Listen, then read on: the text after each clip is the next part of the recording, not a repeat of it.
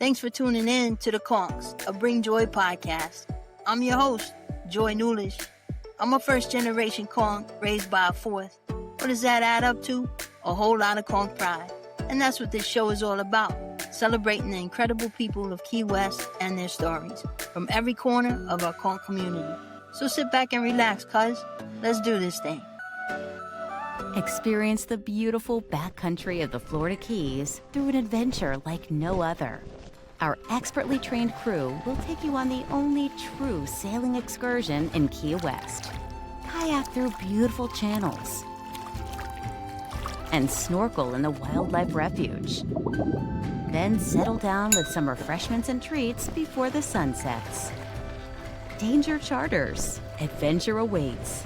Locals get 30% off. How we doing, Conch fans? I have a good one for you today. We're talking with Ben Harrison, one of Key West's great storytellers. He's a musician, author, and playwright, and Key West historian. Welcome to the show, Ben. Well, thank you very much, Joy, for having me. You know, in preparing for our conversation today, I started thinking, how long have I known you? And I'm somewhere between 35 and not quite 40 years, but that's a long time. It is a long time. And you know, our gallery is celebrating its 40th year. We opened in 1986. That's when we bought the house and the gallery next to it. Ben, the first baseball player, lived his first 5 years on our sailboat. So he was 5 years old when he moved into the house. And Cole was born here in Key West at the hospital, but he moved, of course, to the house. So both boys were raised here.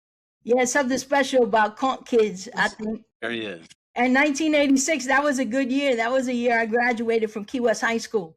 It was a good year.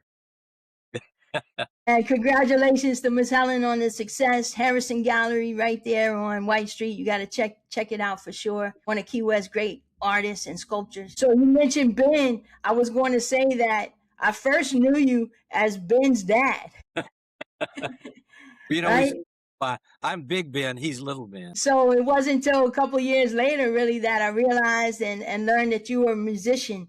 And talk to me about what you have going on right now. Well, I've played in Key West for a long time. In fact, people ask me why we stayed in Key West.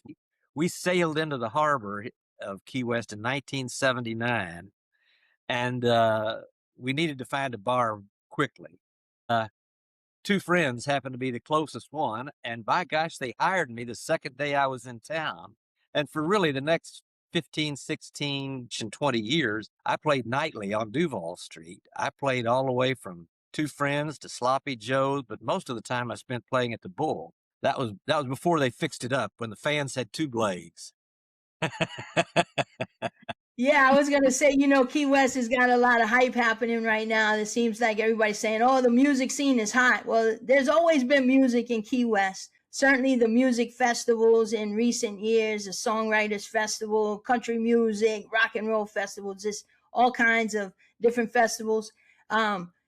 Talk to me about what do you think about the festivals and the music scene back in the day? Because like you say, you've been playing since the early 80s, and you dropped a couple of names. What are some of the cool musicians that you played with back in the day? You know, it was funny. I was playing at the Pier House. It was a cushy job. I was on the after deck there, and it was a nice job. And we'd taken the summers were slow back then.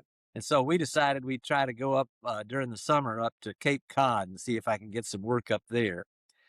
And so on the way back, you know, we were figuring out where I should play here. And I said, you know, Helen, the one place I really want to play in town is the Bull. And she went, oh my God. And and as fate would have it, we tied up. I swear we tied up in the afternoon, and that. About 2 hours later, Annie Mulberry, who's a guitar playing friend of mine, great entertainer, comes sauntering down the pier and says, he had this gruff voice, Ben, you want to play at the Bull? I said, yes, I do. So matter of fact, I do. So I played the 6 to 10 shift there for 9 years. You know what? Back then, a lot of the entertainers were single. The town was not anywhere near as busy as it is now. It was not. It was also inexpensive, Yes. believe it or not. Our dock rent was $75 a month, and that included water and electricity. But the Bull had some really great entertainers. Wendy Sheridan, who was a female, I mean, she could belt it. Danny Mulberry, who was fantastic. Pat McEwen. I could go down a list of 5, 6, 7, 8 people. They were all super talented, and I was really proud to be a member of that group. In fact, I was a little over my head, I felt. Just played yourself right through it and into it and through it, right? Okay, yeah.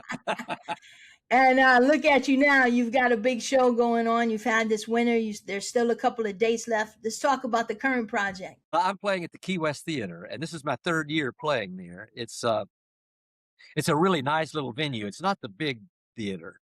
Uh, if you face the Key West Theater, off to the left, there's a little hallway, and it goes into the back, and there's a 60-seat, they call it the backstage listening room. And it looks like a little nightclub back there. And it's the sound system is a Bose, and it's real nice and crisp. It's a cool venue. It really is. And I'm playing 6 shows here this year. I've done 4, and I have 2 more coming up on March 5th and March 25th.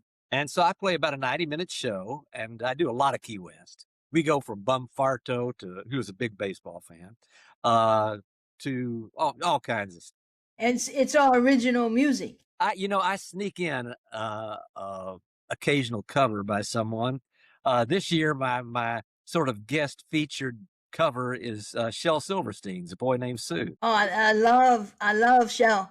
Actually, my great nephew Morgan's son Pablo has recently discovered Shel Silverstein. So we hung out yesterday together, and he was reading from his book. So he also has your other book, the chicken the rooster who loves his violin. That's right. So listen, you've been in Key West a long time. Let's settle the debate now. Has there been chickens and roosters running around the streets of Key West always, or is that something new? It's always been there. I don't remember not having chickens in Key West. Do you? No, it seemed like most of them used to be in cages, though, when I was a kid. Well, I can put them back in anytime. That's what I was thinking. I think some of them got out. They used to be fighting roosters back when I was a kid. It was funny. Jack Niles was in too the night. Sometimes I do. I played it last time. I don't know whether I'm going to play it this time or not. It's a song called A Poultry Operetta, and it's about Woodsy Niles and the cockfighting operation up the Keys, and how Sheriff Allison Dufour, I call him Sheriff Do-Right in the song, and but he raids it, and there weren't any fights that night because they were tipped off, and so here Do-Right didn't know what to do with all these chickens, so he arrested them and took him downtown to jail, and here he is stuck with 300 fighting cocks. Told you he was one of Key West's best storytellers. So you write a lot of your own songs. Writing a song the same process as writing a book? Yes and no. You got a lot more words in the book. I give my poet friends trouble. I say they're just lazy songwriters. And of course, writing songs, you don't have to rhyme everything, but it has to have a flow to it that is rather poetic in a way. And you got a lot more latitude in your prose in a book. But at the end, you're still telling a story. You're still setting the stage, and you're trying to tell something to your audience. Where'd your love for music come from? Elvis Presley. Ooh. I was 14 years old when Elvis Presley came out with Heartbreak Hotel. And I mean, I'd never seen anything like that before, never heard anything like that before. And I said, I need a guitar right now. And my dad loved to sing. And so Dad got me a cheap Stella, and I didn't keep that for very long. And he bought me finally a Gibson ES 175, which I still have in 1957. And that was a fine guitar. And I knew I wanted to perform and sing back then. We had a little band back in junior high school. At least we had a sense of humor. We called ourselves the Saints. Nobody in high school, in junior high, is a saint. No, no, no. This was after the song, when the Saints go marching in. Back then, you named your band after what you could play. That's good stuff. And speaking of kids and our youth, you are a board member of the Bahama Village music program. I had Kawana Stephanie Ash on my show a couple of weeks ago, and she gave a shout out to the board members and she mentioned your name. Tell me a little bit about that program and why is it important for you as a successful artist to support a program like that and introduce music to the young kids? Well, the program's really a phenomenal program. What we try to do is provide music lessons one-on-one, free for anybody who wants to come play. And that's all the instruments. That's drums, flute, guitar, piano, steel drum. There's the House of Pan, which is the steel drum band. Music is really good for your mind too. They've proven that it just gives your mind organization and it's a wonderful thing for children to learn. And so this is an opportunity for people who don't have the money to have, and it doesn't make any difference whether you are Bill Gates's daughter or my daughter, which I don't have, but were I to have a daughter, that there would be no charge. And what we do is we try to train the students when they come in to be teachers in their senior years. So they go back and teach some of the younger students, and we have more professional players teach the more advanced students. So it's a comprehensive program, but it's a good program. It's a real program too. It's not just babysitting. It's teaching. You've had sent a couple of the kids now to the Berkeley School of Music. We send 2 students to Berkeley every summer on a scholarship, and we pay for the airline tickets, the works. And that's all we do is teach music. There's nothing else. That's our sole focus. If anybody has any money they need to donate, the Bahama Village Music Program is a wonderful organization. And as I said, that's all we do is we teach music to kids who want to learn music. And we can always use help, and it's a wonderful program. I agree, and I'll be sure to put the code up on the screen so that people can have an easy way to contribute to that. And isn't that one of the beautiful things about Key West? All the stories we could tell about Key West, we need to be sure to talk about the good programs that we have and about a giving and generous community. I've been in a kind of a unique situation. We sailed into Key West, so I was, sort of a member of the water community. And thanks to our children, I've become I would have never known Key West the way I know it now had it not been for them in baseball. I feel really close to the comp population here and the baseball guys, and then with Helen and the gallery, we have an association with the artistic community, and then with me playing music, I have ends with the music community. So we have a lot of friends, and our tentacles go out quite a bit there into the different areas of Key West. And I'll tell you what, I never thought I'd live any place for 40 years. I thought I was going to travel around we stayed, and I had no regrets, and I'm happy. Home sweet home, right? Sweet home. So you mentioned baseball, and so let's dive right in. I know you're working on a new project now. Can you reveal a little bit, pull back the cover, and share what you're working on? I'd love to. I'm working on the history of Key West baseball, and I'm also on the board at the Art and Historical Society, and we were having a meeting and talking about how we could get new members and new sources of funding. The same routine that all nonprofits go through, donations. But I said, what we need to do is put a big exhibit on baseball. And so everybody agreed, and we're going to do that. COVID disrupted a lot of things, and that was one of them. But so I started Googling, our past, and there is so little out there. I realized that somebody needed to get into this, or it was going to be gone. This is not a project I was actually excited about doing. I knew what I was getting into, several years at least of work. And, but, It's incredibly interesting. Baseball started here probably 1830. I'm for sure it was being played here in 1850. And then you sort of follow that train, and because baseball was spread by soldiers. We didn't have any mass communication. The only communication were really newspapers, word of mouth, a little bit of telegraph, and that was it. And so the only way that baseball could possibly have spread as quickly as it did to as many people as it did was through the military, who came to Key West as early as 1830 to rid the straits of pirates. And a Porter came down here.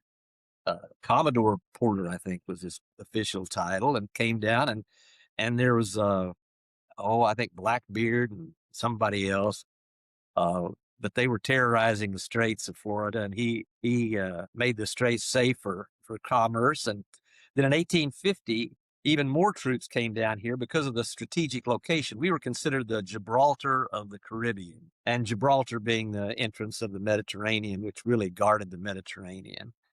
And so in 1850 is when the barracks down at the end of White Street were built, along with the baseball fields. And so I know there was baseball in 1850. And I also am very certain that we showed Cuba the game. We taught them the game. Now, I also believe that they came back and showed us how to play it. And to sort of put this all in a nutshell, fast forward to after World War II, in 1950, Key West wins 5 state championships. 5 state championships. Here, nobody had even heard of us in 1950. The golden era. Yep, 1950, nobody even knew we existed. 51, we did not field a team. And we did pretty well in 1950, and I'm sitting there going, what in the world happened? I think I found out yesterday. Really? Yep. Polio. Ooh.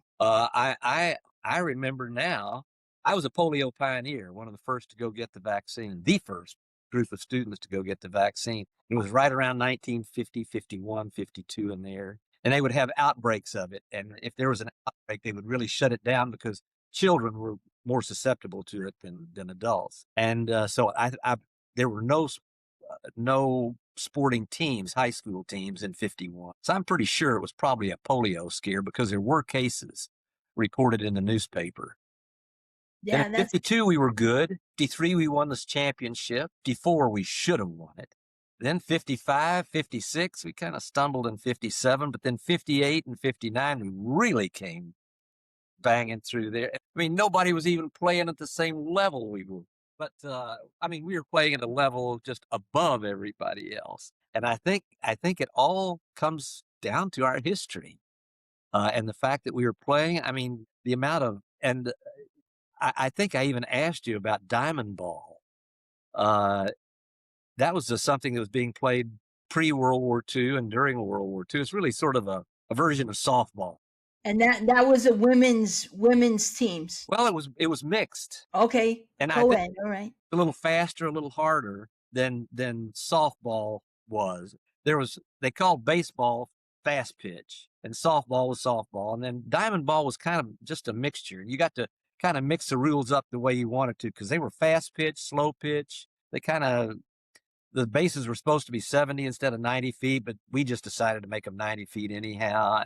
And it was just sort of a hybrid. Yeah, I can't wait to read all that. When you talk about the girls' league, I think I mentioned to you back in the late 70s, early 80s, we had a girls' baseball league. I was in junior high school. I played, and we've starting to bring the girls back together, at least on social media, and trying to put a timeline together. We've only found a couple pictures, even from just that far back. So I can't imagine the research you're doing and how you're able to find all of this historical information. What are some of the sources, and how many hours have you already invested in this project? I don't even know as far as hours go. Newspapers. Okay, yeah. The University of Florida digitalized all the key, but some years there aren't many papers at all. Some years, part of them are destroyed. Then there's another service, newspapers.com, they're good because you can put in keywords and you can find out. But I've gone through, I don't know how many newspapers. What I'm doing is just, uh, I learned this writing Undying Love, the story of the crazy count that was in the newspapers all over the place. But newspapers really tell the story in sort of the vernacular of the day. And they're always talking about pitchers weren't pitchers, they were twirlers, and safeties were hits. Hang on one second. Hang on. Let that ambulance. That may be on your end, is it? Yeah, no, that's on my end. I live right by off of Flagler by the fire station. So Okay. you were talking about the newspapers. So they they had the vernacular of the day, and they also they were funny in that they also assumed the reader knew what was going on, which makes it kind of difficult to figure out sometimes what they're talking about. Because they were writing about what happened yesterday, and everybody already knew what happened yesterday. Yeah, that news travels fast, right? The coconut telegraph. So the writer always seemed to assume that we knew what he was talking about. But what I've done is I found a program called OneNote, which is a Microsoft program, and I can read the newspaper articles into Word. And so I'm putting a lot of newspaper articles into the book because they tell the story better than I can. Sure. They just reflect the times better than I can. It is special to go back and read some of the articles. The sports writers really, I mean, they were writers and they used every word they had to describe a home run. I've read some of the articles from Clayton Sterling's pro career when he was playing pro ball in DeLand and Carolina. And some of the headlines are just, it's fantastic. And they were always the Key West Nine or the Fort Lauderdale Nine. That was how they described the teams. So you had an opportunity last spring to sit at a table with Boog, Powell, George Mira, Sam Holland, some of those great guys. You talked about those rosters back in the 50s. What a moment that must have been. Can you share any stories? It was phenomenal, and I'm in the book right now. I'm in the first half of the 1950s. I've finally gotten there, and so what I'm about to go into is Boog, that whole era, the 58, 59 teams, and I'm looking forward to it. I'm only a couple days away from that, and I got to interview all of them. I'm going to re-interview them too because I interviewed them. I guess it was over a year ago that I met with them for the first. Yeah, it's been a year ago. And it's a shame that George Mira left us. It really is. I knew he was not in that good of health, but I didn't think he was gonna go so soon. But what a bunch of characters, and I mean the camaraderie that they showed, just the love for each other it didn't make any difference whether it was Boog Powell or John McCormick. They all just had this phenomenal camaraderie and told me some, just the love they had for each other was really special. And it set the stage they were sort of the culmination of the 50s and set the stage for the rest of the championships and for the whole attitude, I think. And, and the one question I was sort of trying to answer in this book is, how did we get so good? How did this little island, this few people, get so good with homegrown talent when you had places that had much larger populations, much bigger high schools? And I think it was that indomitable Key West spirit. Is that, the people who call themselves Conch have this toughness, this resilience, that to me is it's unique. It really is. I don't think that you're going to find that many towns that have as much excitement as Key West has had from an historical point of view, from a military point of view. And, we were so isolated for so long. In 1910, the population of Miami was 5,471 people. That's all. That was 1910. And so we were just out here in the middle of nowhere with Havana. Right. And we were back, and one thing that people don't realize is that Flagler's Railroad, which was 1912 to 1935, he had three ferries, and each one of them was capable of carrying 30 railroad cars. And those suckers were going back and forth between Havana daily. And, the thought that Flagler built a railroad for the Casa Marinas, he built it for the raw products that he could get from Cuba, the tobacco, the sugar, and then there were products that, Havana had a population of well over 150,000, while Key West had a population of 3,000 in the early 1900s. It had more than that, but in the early 1800s, it had a population of around 3,000.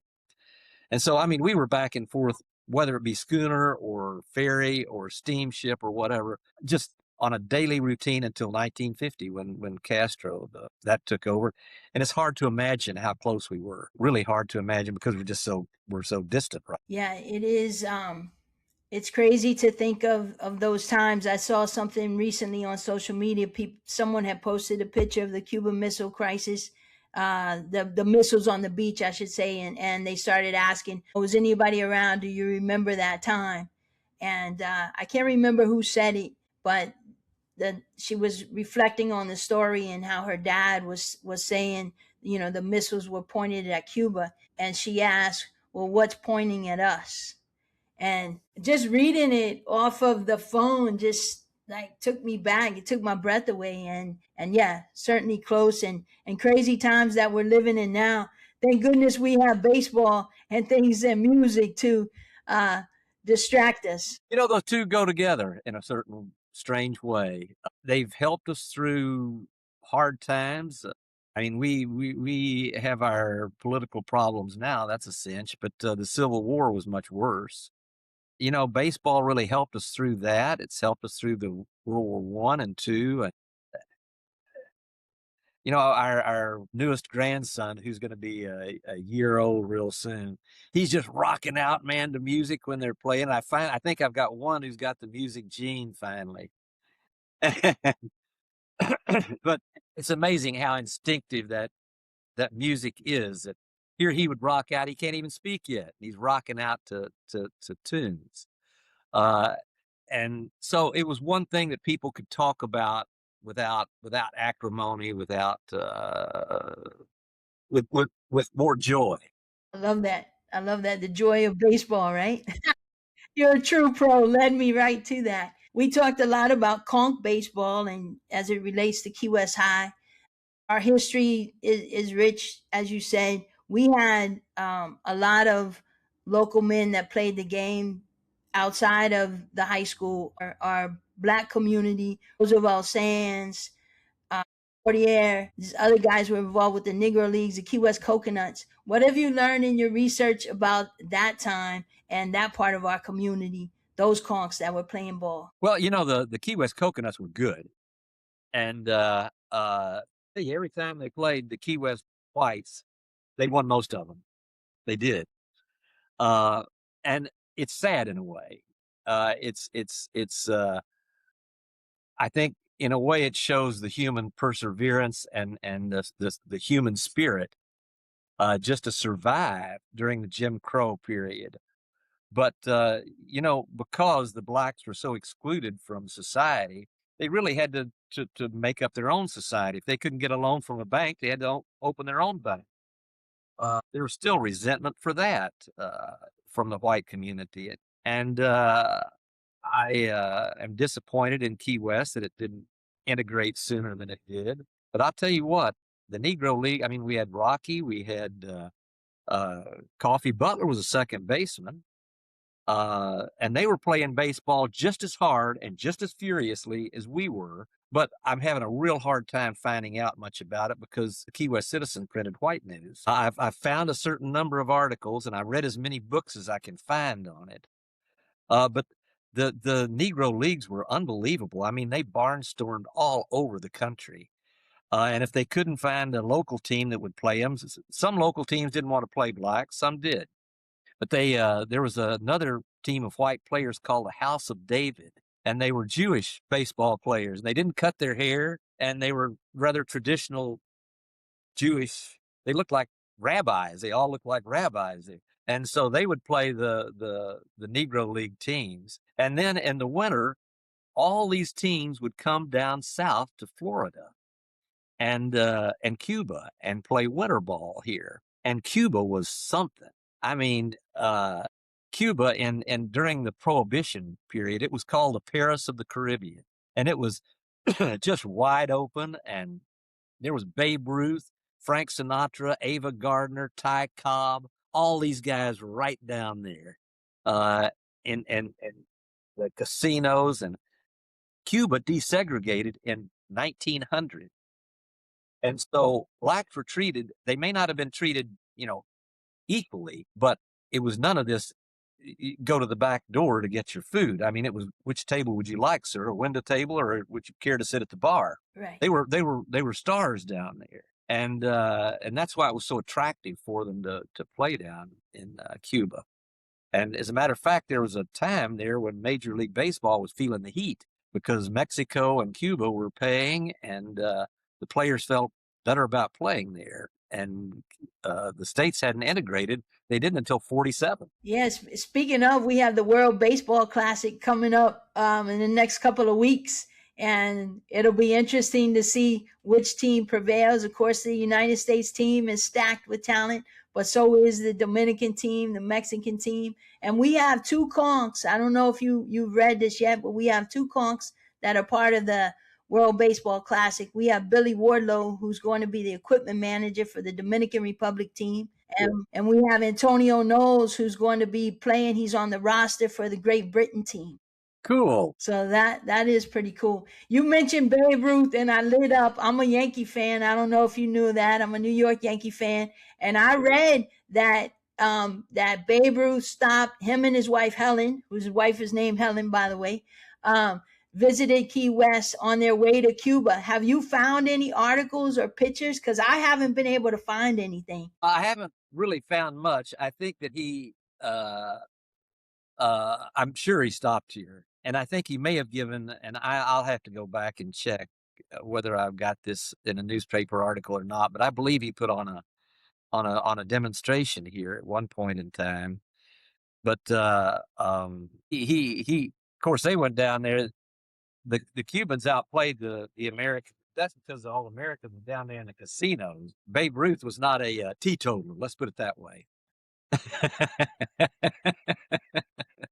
Yeah, he like to mix it up, have a good time. Yeah, they were at a disadvantage because the Cubans knew how to make them play worse. Yeah, give him some rum and some rice and beans and fill him up. He couldn't even swing the bat. So batter Torriente, who hit I think 2 or 3 home runs, and Babe I think went 0 for 3 in one of the games where they were against each other. But it was quite a scene. And the Cubans played small ball. They weren't really the home run type players that Babe Ruth, Boog, Powell, and those guys were. They liked those double steals and suicide plays. And what? I love that kind of baseball. Well, in the early 50s, we played that. We played that perhaps more than we play it now. The 53 team was really phenomenal. And the 54 team looked like a cinch to win state, just looked like a shoe-in. We had 11 returning lettermen. We had a great pitcher, and George Lastras, was it? And we'd won in 53. We had experience. We had everything. And we just played a horrible game in the final. So here we lose all the players. So we're going into 1955 with an inexperienced team. All of us, they hit like crazy in 54, and then they hit in 55 rather. Then they hit like crap in 56, but they still won. And a lot of it was no one out hustles Key West, and that's the one thing I was getting from a lot of other papers. And the Miami Herald and the out of city papers said they beat it. They beat them because they hustled. They out hustled. I'm gonna make sure that'll be my mic drop moment. I'll put some clips together and send it to this current team to keep them going. They're 5-0 right now as we record this. Got a big weekend coming up, but we're certainly chasing that 12th state championship, and it is all about hustle, right? Desire. I mean, these guys are all playing good baseball. The rest of the state caught up to us.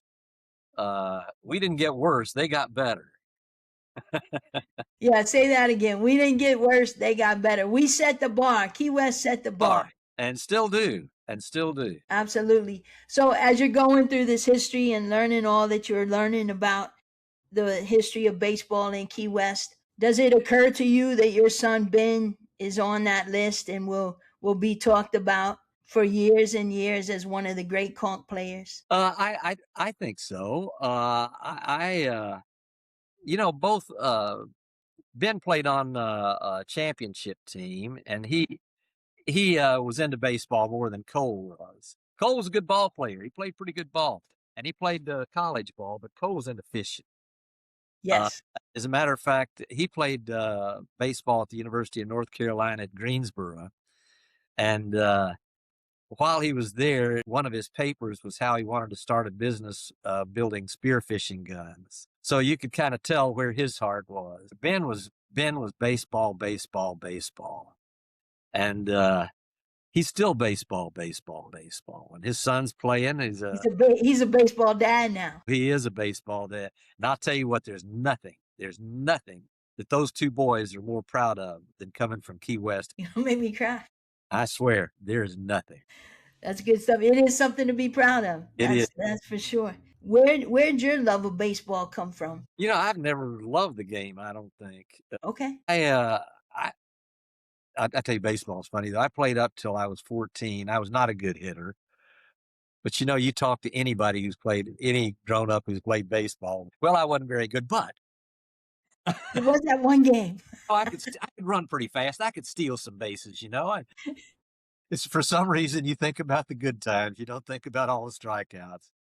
And that's good. And we can do that, right? Yes. That's what storytelling's all about. And that's what happens when people walk onto a field, into the stadiums. They see themselves out on that field back there when they were 14 years old. A little part of their mind does.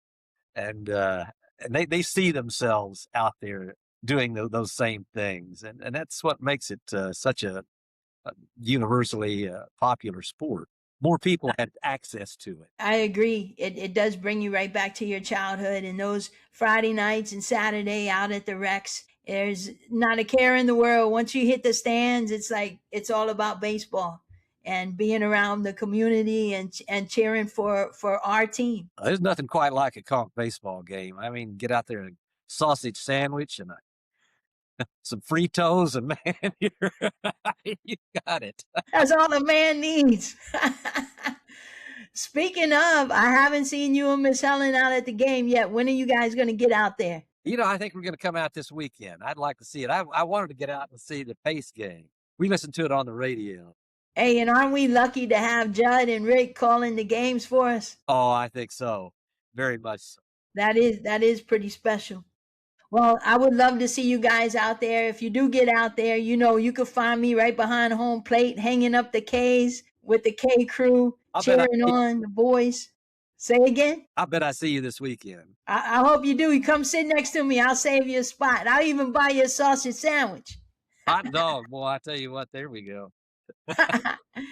Hey, I know you got places to go and people to see. I want to ask you one final question to wrap this up. What brings you joy, Ben Harrison? Happiness. I've thought about this a lot. As your children get older, Cole's 35, Ben's 44.